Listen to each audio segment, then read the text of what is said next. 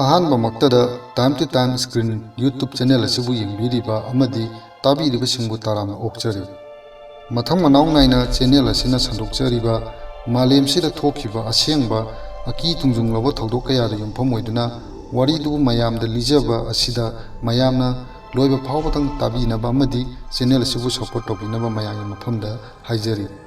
Soikhi lankhiba kaya yaurabasu mayamna pigani Ngasigi Wari wari asidi tabada mayamna film amada tawbagum khangani amadi bhamna sagatpada sangsangna soidana ugani mayam hojik wari punna taminarasi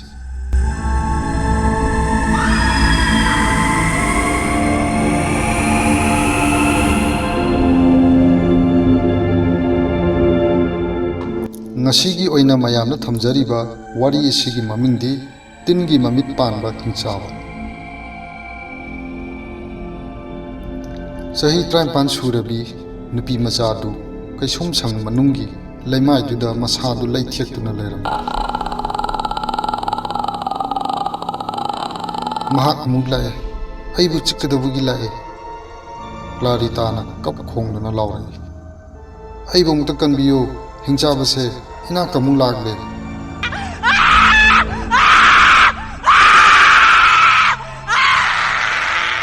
khangudana nupi masaduna yamna wabaga loinana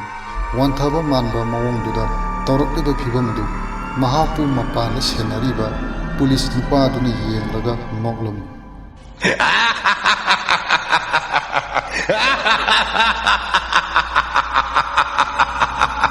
nupaduna thajaramdi madudi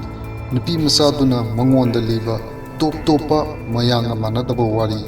tin mamit panba amuba achonba kot litpa Hingchaba amana mabu chiklage sagairage matagum koyin inei haibadu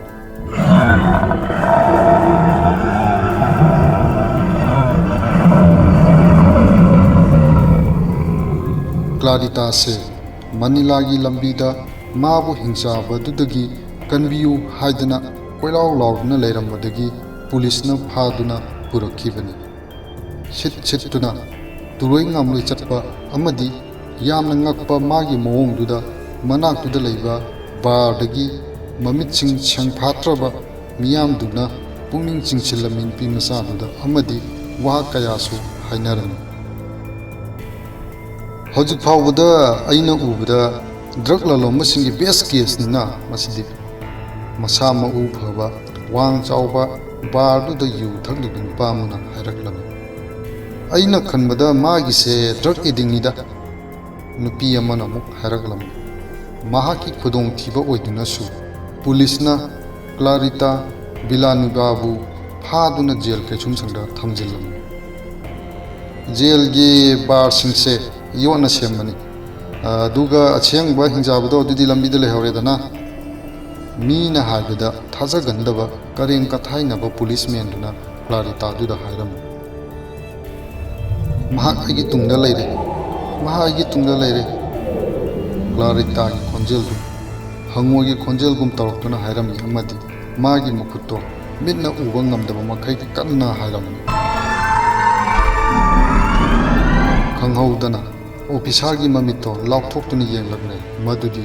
nupi masadugi pambom amadi lengjumda taragliba yamna luna sikpagi yakhun singdu nupi masadu yamna hongna kanna China du khangba ngamdabagi law khonglakle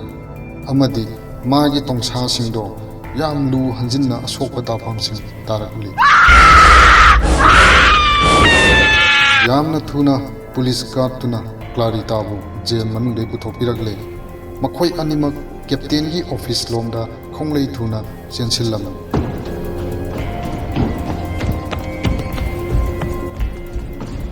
masidi aiju karino mukta khangdaba karigumba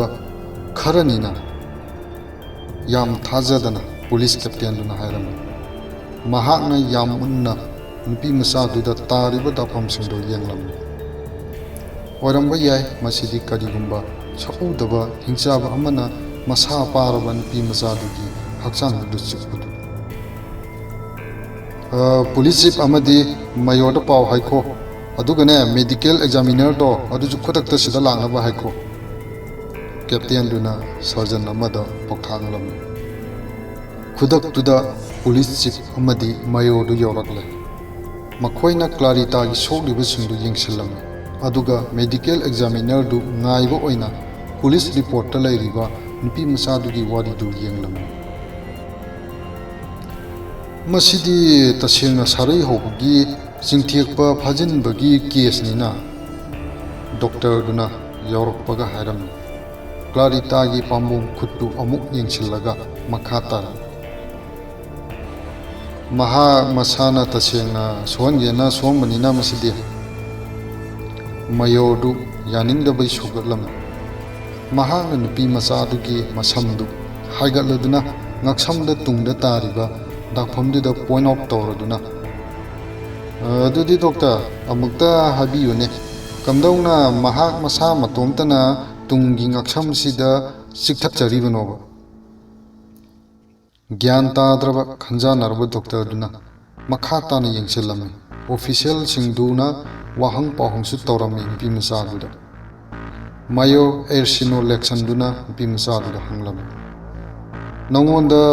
ꯀꯔꯤꯅꯣ attack ꯇꯧꯔꯛꯑꯦ ꯍꯥꯏꯗꯨꯕꯣ? ꯃꯗꯨ ꯑꯃꯨꯕ ꯃꯆꯨꯒꯤ code ꯑꯆꯧꯕ ꯂꯤꯠꯄ ꯃꯤ ꯑꯃ ꯃꯥꯜꯂꯤ꯫ ꯁꯨꯠ ꯁꯨꯠ ꯀꯞꯂꯝꯃꯤ ꯀ꯭ꯂꯥꯔꯤꯇꯥ꯫ ꯃꯍꯥꯛꯀꯤ ꯃꯤꯠꯇꯣ ꯇꯤꯟ ꯃꯃꯤꯠꯀꯨꯝ ꯄꯥꯜꯂꯤ, ꯃꯁꯛꯁꯨ ꯌꯥꯝꯅ ꯊꯤ꯫ ꯃꯍꯥꯛꯅ ꯑꯩꯒꯤ ꯅꯥꯛꯇ ꯍꯦꯛ ꯂꯥꯛꯄꯒ ꯃꯍꯥꯛꯀꯤ ꯑꯊꯧꯕ ꯍꯨꯌꯥ ꯑꯆꯧꯕꯗꯣ ꯈꯤꯒꯠꯂꯒ ꯑꯗꯨꯒ ꯑꯩꯒꯤ ꯆꯤꯛꯀꯗꯧꯕꯒꯤ ꯇꯧꯏ꯫ ꯗꯣꯛꯇꯔꯗꯨꯅ ꯐꯖꯅ ꯆꯦꯛꯁꯤꯟꯅ ꯅꯨꯄꯤ ꯃꯆꯥꯗꯨꯒꯤ ꯇꯣꯡꯁꯥꯗ ꯇꯥꯔꯤꯕ ꯗꯥꯛꯐꯝꯁꯤꯡꯗꯨ ꯌꯦꯡꯁꯤꯜꯂꯦ꯫ ꯗꯥꯛꯐꯝꯁꯤꯡꯁꯦ ꯇꯁꯦꯡꯅ ꯌꯥꯅ ꯆꯤꯛꯄꯒꯤ ꯈꯨꯗꯝꯅꯤ꯫ ꯃꯍꯥꯛꯅ ꯔꯤꯖꯜꯗꯨ ꯄꯤꯔꯦ꯫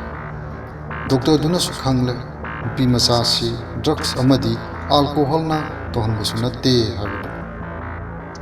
ꯄꯨꯂꯤꯁ ꯆꯤꯐꯇꯨꯅ ꯑꯣꯐꯤꯁꯥꯔ ꯑꯃ ꯅꯨꯄꯤ ꯃꯆꯥꯗꯨꯕꯨ ꯅꯣꯡꯉꯥꯟꯗ꯭ꯔꯤꯕ ꯐꯥꯎꯕ ꯁꯦꯟꯅꯅꯕ ꯁꯤꯟꯅꯔꯝꯃꯤ꯫ ꯃꯍꯥꯛ ꯑꯃꯨꯛ ꯍꯟꯅ ꯖꯦꯜ ꯃꯅꯨꯡꯗ ꯊꯝꯂꯨꯔꯅꯨꯀꯣ, ꯑꯣꯐꯤꯁ ꯃꯃꯥꯡꯁꯤꯗ ꯑꯗꯨꯝ ꯂꯩꯍꯜꯂꯁꯤ, ꯃꯌꯣꯔꯗꯨꯅ ꯁꯖꯦꯁ ꯇꯧꯔꯝꯃꯤ꯫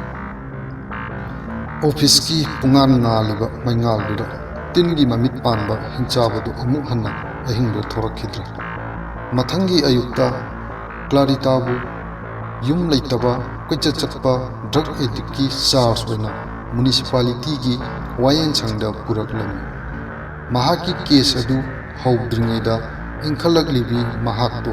ꯑꯃꯨꯛ ꯍꯟꯅ ꯁꯛꯎꯗ꯭ꯔꯕ ꯍꯤꯡꯆꯥꯕꯗꯨꯅ ꯑꯦꯇꯦꯛ ꯇꯧꯔꯛꯂꯝꯃꯤ꯫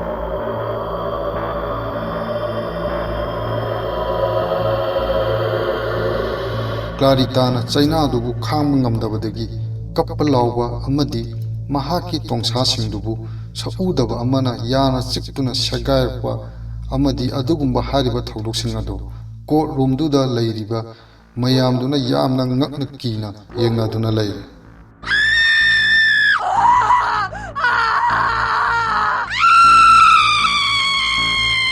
ꯗꯥꯛꯇꯔ ꯃꯔꯤꯌꯥ ꯂꯥꯔꯥꯅ ꯃꯍꯥꯛꯀꯤ ꯄꯦꯁꯦꯟꯗꯨꯕꯨ ꯃꯇꯦꯡ ꯄꯥꯡꯅꯕ ꯆꯦꯟꯁꯤꯜꯂꯝꯃꯤ꯫ ꯃꯁꯤ ꯇꯁꯦꯡꯅ ꯁꯥꯔꯩ ꯍꯧꯕ ꯅꯠꯇꯦ, ꯗꯥꯛꯇꯔꯗꯨꯅ ꯄꯥꯎꯃꯤꯁꯤꯡꯗꯨ ꯄꯥꯎꯗꯝꯂꯝꯃꯤ꯫ ꯃꯈꯣꯏꯁꯤꯡꯁꯦ ꯑꯁꯦꯡꯕ ꯌꯥꯈꯨꯟꯅꯤ, ꯅꯈꯣꯏ ꯃꯌꯥꯝ ꯅꯁꯥꯅ ꯎꯔꯕ ꯅꯠꯇ꯭ꯔꯥ? ꯃꯈꯣꯏꯁꯤꯡꯁꯦ ꯃꯁꯥ ꯃꯇꯣꯝꯇꯅ ꯇꯧꯍꯟꯖꯕ ꯅꯠꯇꯦꯀꯣ꯫ ꯃꯌꯥ ꯀꯥꯊꯣꯛꯇꯨꯅ ꯂꯩꯔꯤꯕ ꯔꯤꯄꯣꯔꯇꯔꯁꯤꯡꯗꯨꯅ ꯌꯥꯝ ꯇꯝꯊꯤꯔꯕ ꯑꯦꯇꯦꯛꯇꯨꯒꯤ ꯑꯉꯛꯄ ꯋꯤꯠꯅꯦꯁ ꯍꯥꯏꯕꯗꯨ ꯑꯣꯏꯔꯦ꯫ ꯅꯍꯥꯛ ꯑꯩꯈꯣꯏꯒ ꯌꯥꯁꯤꯟꯅꯅꯕ ꯇꯧꯒꯅꯨ ꯗꯣꯛꯇꯔ, ꯃꯁꯥꯅ ꯃꯔꯛ ꯊꯠꯇꯨꯅ ꯑꯍꯜ ꯑꯣꯏꯔꯕ ꯄꯨꯂꯤꯁ ꯔꯤꯄꯣꯔꯇꯔꯗꯨꯅ ꯍꯥꯏꯔꯝꯃꯤ꯫ ꯗꯣꯛꯇꯔꯗꯣ ꯔꯤꯄꯣꯔꯇꯔꯗꯨꯗ ꯌꯦꯡꯈꯠꯂꯛꯏ ꯑꯗꯨꯒ ꯇꯁꯦꯡꯅ ꯃꯁꯤꯗꯤ ꯂꯥꯏꯅꯤꯡ ꯂꯥꯏꯁꯣꯟ ꯀ꯭ꯂꯥꯔꯖꯤꯒꯤ ꯑꯣꯏꯕ ꯀꯦꯁꯅꯤꯅꯦ꯫ ꯃꯌꯣꯔ ꯑꯃꯗꯤ ꯆꯔꯆ ꯕꯤꯁꯣꯞ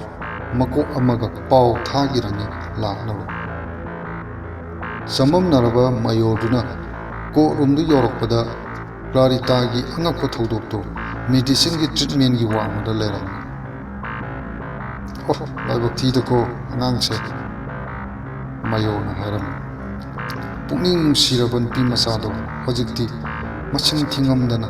ꯑꯔꯨꯕ ꯌꯥꯈꯨꯟ ꯉꯥꯛꯇ ꯉꯥꯏꯔꯦ꯫ ꯁꯥꯗꯣꯡꯁꯤꯡꯗꯨ ꯂꯣꯏꯅ ꯏꯍꯤꯡ ꯅꯥꯍꯤꯡ ꯇꯥꯅ ꯁꯣꯛꯄ, ꯄꯣꯝꯈꯠꯄ ꯑꯃꯗꯤ ꯀꯨꯆꯨ ꯀꯨꯃꯦꯟꯁꯨ ꯃꯛꯁꯤꯜꯂꯦ꯫ mayorna mahaki officer garido koram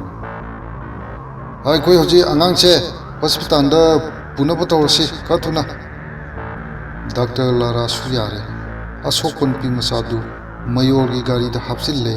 hibhalle duga mayor election na clarita gi makhutu pairabaga hana taramdaba arubo jakhun singdo atopa nakangi kut amuk khangogdana taraklami masigi I chukpa phatraba thawaisina magi makuche loina saga gi dorene mo mayoduna lawragi makhoi ahum gari du chingchile driver akhoi yam khongrei thuna hospital jawnaba gari se kanna thawro siren do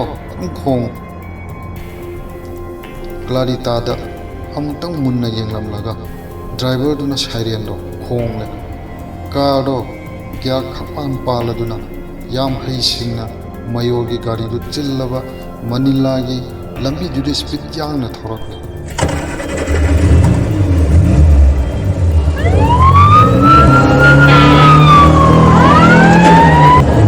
otpi nei bibagi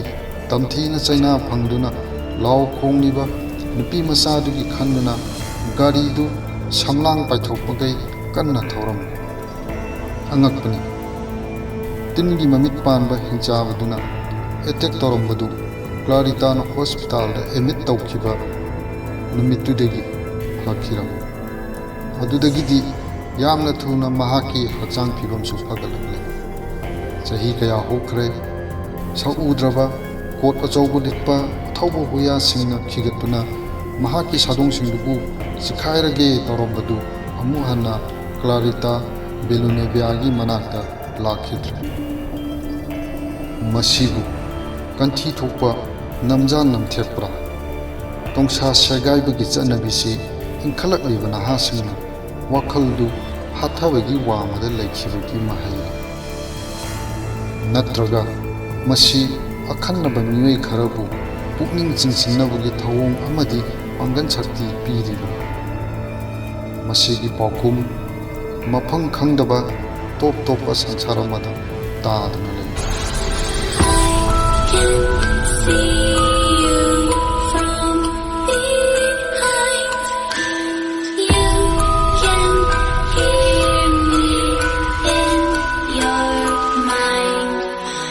masini masigi na mayamda sandokchariba wari mayamna wari asibu like share amadi comment tawbiramu amadi hana channel asibu subscribe tawdriba singna subscribe tawbiramo amadi bell icon busu nambiramu mathangda anawa wari ama puduna laksage madu phaobadang di mayamna ngaibiramu ngasigi oinadi mayam kainarasi